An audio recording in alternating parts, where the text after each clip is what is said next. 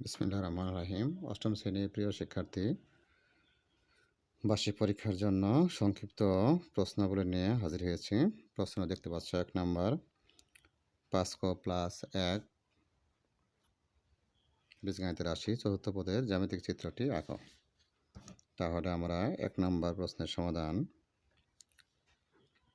তাহলে বীজগাণিতিক রাশি, বীজগাণিতিক রাশি ৫ক প্লাস ১ চতুর্থ পদ, সুতরাং চতুর্থ পদ, সুতরাং চতুর্থ পদ সমান ৫ গুণন ৪ যোগ ১ সমান ২১। তাহলে আর জ্যামিতিক চিত্র আমরা তাহলে জ্যামিতিক চিত্র আঁকতে পারি। ১ ২ ৩ ৪ ৫, এটা আমরা পঞ্চভুজ আঁকাবো। এখন পঞ্চভুজ আঁকাবো।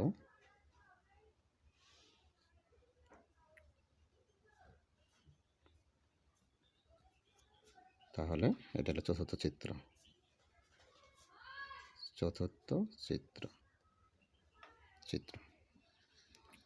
তাহলে আশা করি বুঝতে পেরেছ। ২ নাম্বার প্রশ্ন, একটি জেলার বর্তমান জনসংখ্যা ৫০ লক্ষ। জনসংখ্যা বৃদ্ধির হার 1020 জন। ৩ বছরে জনসংখ্যা কত হবে? তাহলে জনসংখ্যাকে আমরা পি দ্বারা প্রকাশ করতে পারি। তাহলে পি সমান হলো 30 লক্ষ। লক্ষের শূন্য 5টা, ১ ২ ৩ ৪ ৫, এত জন।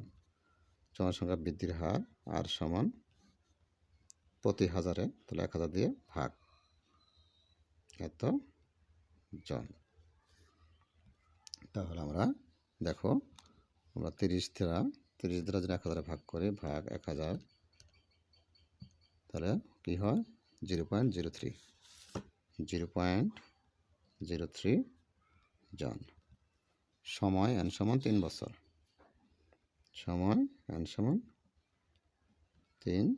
বছর। তাহলে n বছরের জনসংখ্যা হবে, n বছরে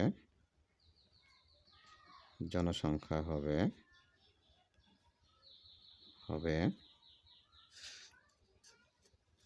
c সমান p × 1 + r⁴n। সুতরাং n এর পরিবর্তে আমরা 3 লিখতে পারি। 3 বছরের জনসংখ্যা, n বছর পরে লিখব। 3 বছর পর জনসংখ্যা হবে c সমান p × 1 + r⁴। তাহলে p এর মান হলো 30 লক্ষ। 1 2 3 4 5 6, 1 প্লাস আর মান 0.033। তাহলে 1 2 3 4 5 6, 1.033। তাহলে আমরা যদি এটাকে ক্যালকুলেশন করি, তাহলে দেখো কি হয়। ক্যালকুলেশন করে ব্র্যাকেট 1.03, ব্র্যাকেট 1.03, ব্র্যাকেট পাওয়ার 3 গুণন 30 লক্ষ। 1 2 3 4 5 6, তাহলে হয় 3 2 7 8 1 8 1, এত জন। তাহলে উত্তর লিখতে পারি, উত্তর 3 2 7 8 1 8 1, এত জন। আশা করি বুঝতে পেরেছ। এখন 3 নাম্বার, যে 9 ফার্লং সমান কত ইঞ্চি? 3 নাম্বার প্রশ্ন হলো 9 ফার্লং সমান কত ইঞ্চি? দেখো 3 নাম্বার, 1 ফার্লং সমান লিখতে পারি আমরা। 1 ফার্লং সমান 220 গজ। তাহলে গজের আমরা এনসি করতে পারি। তাহলে 9 ফারলং, সুতরাং 9 ফারলং সমান 220 গুণন 9 গজ। তাহলে 220 গুণন 9, তাহলে দেখো 220 গুণন 9 660, 660 গজ। গজের কী করতে পারি আমরা? ইঞ্চি করতে পারি। আমরা জানি 1 গজ সমান 36 ইঞ্চি। তাহলে আমরা 660 গুণন 36, এটা ইঞ্চি। তাহলে এটা 36 দিয়ে গুণ করো, যে মানটা বেড়েছে যদি 36 দিয়ে গুণ করো তাহলে হয়ে যাবে 2 3 7 6 0, 2 3 7 6 0, 7 6 0 ইঞ্চি। তাহলে লিখতে পারো উত্তর 2 3 7 6 ইঞ্চি।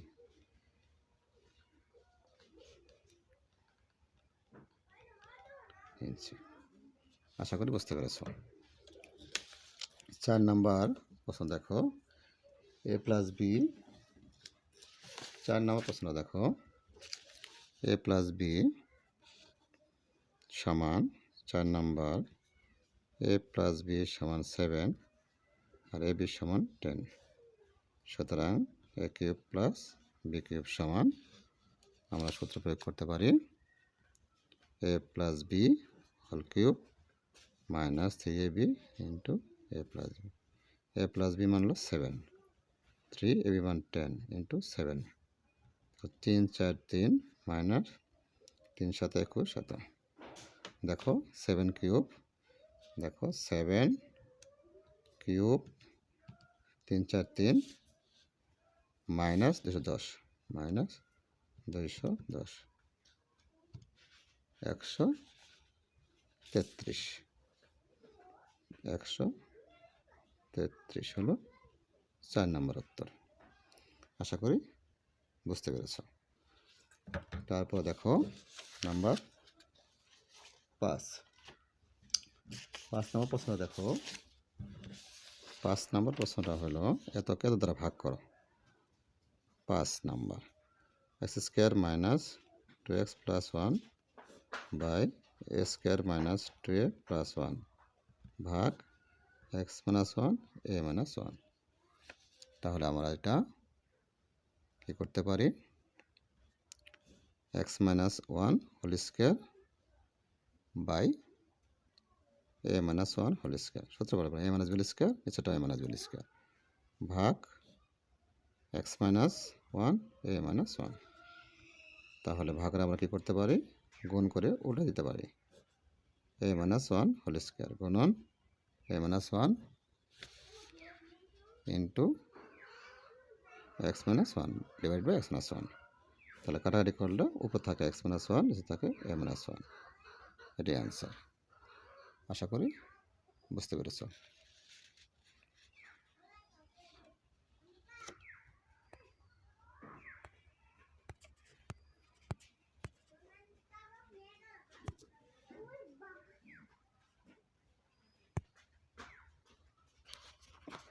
ছয় নম্বর দেখো, 6 নম্বর কি দেওয়া আছে? a সমান 3। দেখো 6 নম্বর দেওয়া আছে a সমান 3, x minus Y is equal to 1 সমীকরণের একটি সমাধান 2 মাইনাস 5 যাচাই করো। তাহলে আমার a মাইনাস a সমান 3, তাহলে আমরা x সমান লিখতে পারি 2, y সমান লিখতে পারি 5। সুতরাং বাম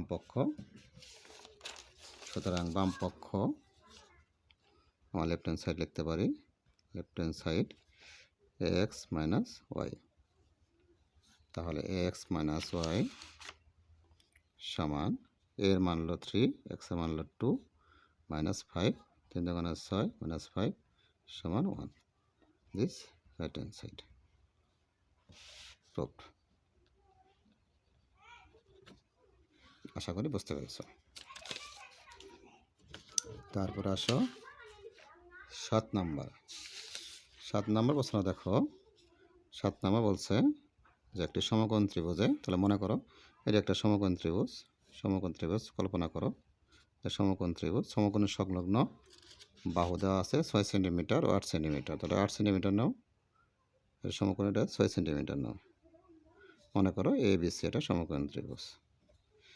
সুতরাং এই ত্রিভুজের ক্ষেত্রফল নির্ণয় করব। সুতরাং ত্রিভুজ এ বি সি এর ক্ষেত্রফল সমান হাফ গুণন ভূমি গুণন উচ্চতা, এটা সেন্টিমিটার স্কোয়ার। 6টা 48 যদি ভাগ করলে 24।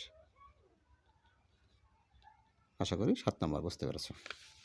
8 নাম্বার প্রশ্ন দেখো, একটি ট্রাপিজিয়ামের ক্ষেত্রফল দেওয়া আছে এত এবং সমান্তরাল বাহুদের যোগফল এত। সমান্তরাল বাহুদের যোগফল ধরি সমান্তরাল বাহু দ্বয় ট্রাপিজিয়ামে লিখবে, ট্রাপিজিয়ামের সমবাহুদ্বয়ের বাহুদ্বয় যথাক্রমে এ ও বি। সুতরাং এ প্লাস বি মান দেওয়া আছে কত? এ প্লাস বি এর মান দেওয়া আছে 14 সেন্টিমিটার। সুতরাং আমরা জানি ট্রাপিজিয়ামের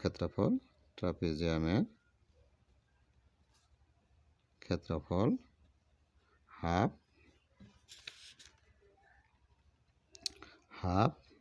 ক্ষেত্রফল সমান হাফ এ প্লাস বি ইন্টু এইচ, বা হাফের ক্ষেত্রফল দেওয়া আছে কত?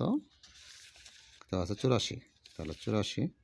তাহলে লিখতে পারো 84 সমান হাফ এ প্লাস বি এর মান দেওয়া আছে 14 ইন্টু এইচ, বা 84 7 দোকানে 14, বা এইচ সমান 84/7। অতএব এইচ সমান 7 দোকানে 7, 7 দোকানে 14, এত সেন্টিমিটার লিখতে পারো।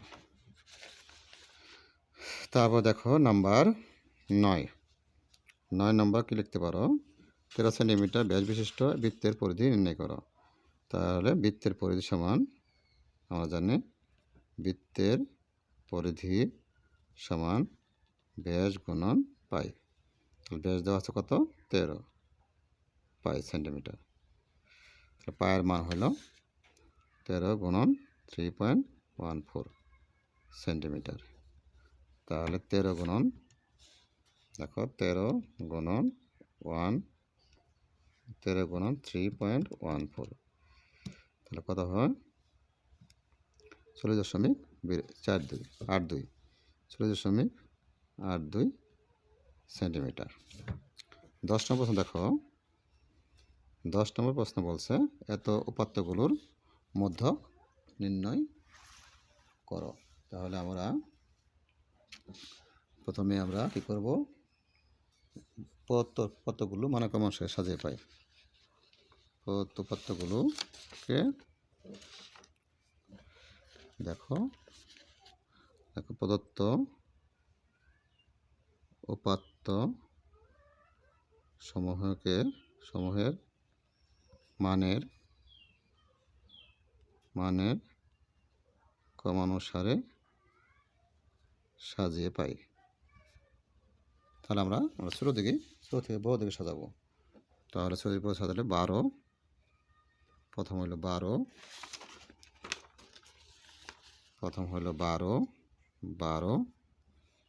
তারপরে হলো 13, 12 পরে হলো 13, 12 পরে 13, 13 পরে 17, 17 পরে আবার 17, দুটো 17 আছে, 19, 22, 23, 24 দুইটা, 24, 29, 30। এখন দেখো 1, 2, 3, 4, 5, 6, 7, 8, 9, 10, 11। এখানে n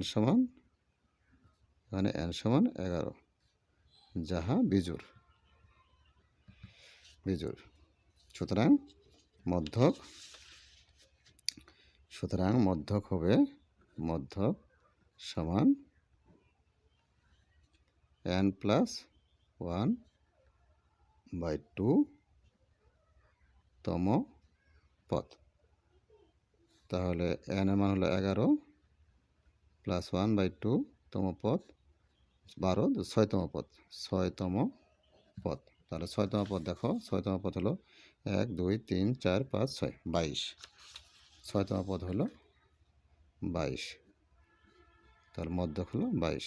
আশা করি বুঝতে পেরেছ। অনেক ধন্যবাদ।